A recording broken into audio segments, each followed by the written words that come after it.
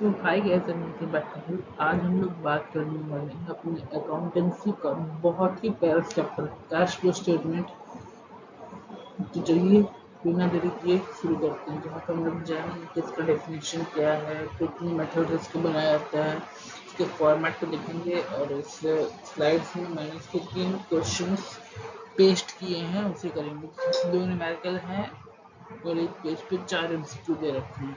तो चलिए शुरू करते हैं। पहला, definition.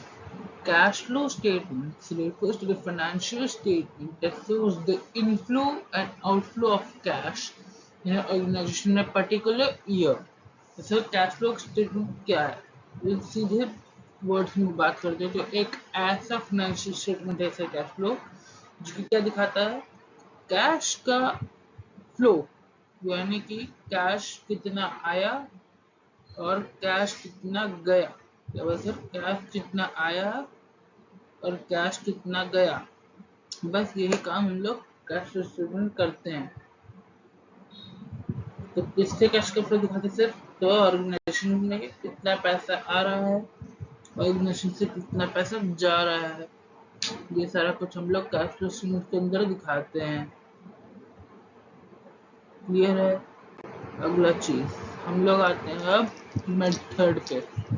तो सर मेथड्स की बात करते हैं तो 2 मेथड होता है सर। तो इन 2 मेथड का नाम नहीं लिखते, मैंने उनको फर्दर क्लासिफिकेशन के करके दिखा दिया है। इसके अंदर 2 मेथड्स होते हैं सर, डायरेक्ट मेथड और दूसरा आता है इनडायरेक्ट मेथड। तो अब सर डायरेक्ट मेथड क्या है, तो डायरेक्ट मेथड इतना डायरेक्ट मेथड है कि सीबीएसई ने बोला कि इसको आपके सिलेबस से हटा देते हैं। तो बचा हमारे पास इनडायरेक्ट मेथड। तो इनडायरेक्ट मेथड की अगर बात करें तो इसको हम लोग फर्दर 3 पार्ट्स में क्लासिफाई करते हैं, ऑपरेटिंग, इन्वेस्टिंग, फाइनेंसिंग, या ऑपरेटिंग, इन्वेस्टिंग, फाइनेंसिंग। तो ये 3 मेथड्स हैं जिसके थ्रू हम लोग कैश फ्लो स्टेटमेंट बनाते हैं।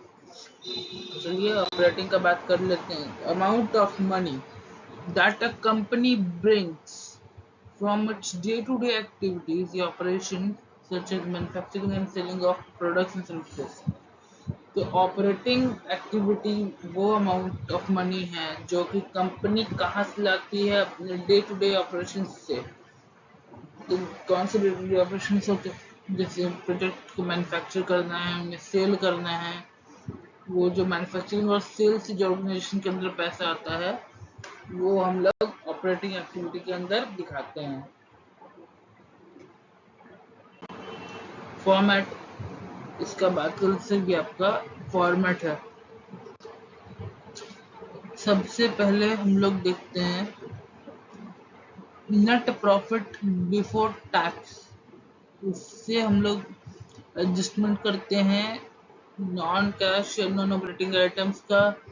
आइटम टू बी एडेड कर देते हैं, depreciation, fixed asset, interest on borrowings, expenses, ये सारा कुछ हम लोग ऐड करते हैं। Interest income, other income, dividend, discount, ये सारे कुछ को हम लोग लेस कर लेते हैं। Operating before working capital changes, इसके अंदर एडजस्टमेंट्स होता है। Decreasing current assets, increasing liability card करते हैं। अगर इंक्रीजिंग करंट एसेट्स है और डिक्रीजिंग करंट लायबिलिटी तो उसको माइनस किया जाता है। उसके बाद total cash generated operation, total कितना कैश जनरेट किया है ये हम लोग लिखते हैं। उसमें से इनकम टैक्स पेड या net of refund, net refund कितना हुआ है इसको हम लोग लेस करते हैं। और एक्स्ट्राऑर्डिनरी आइटम्स को लेस करते हैं, जहां से हम लोग का नेट कैश इनफ्लो या आउटफ्लो निकल के आता है। तो ये हमारा कैश फ्लो का फॉर्मेट है ऑपरेटिंग से अगर आप बनाते हैं तो। और अब आते हैं एमसीक्यू की बात करने।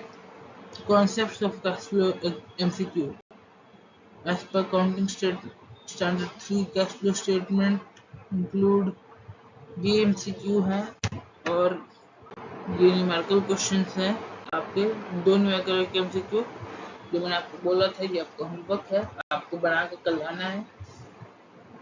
अब कल की क्लास में फर्दर हम लोग आगे की चीज पढ़ेंगे इसके बारे में। Till then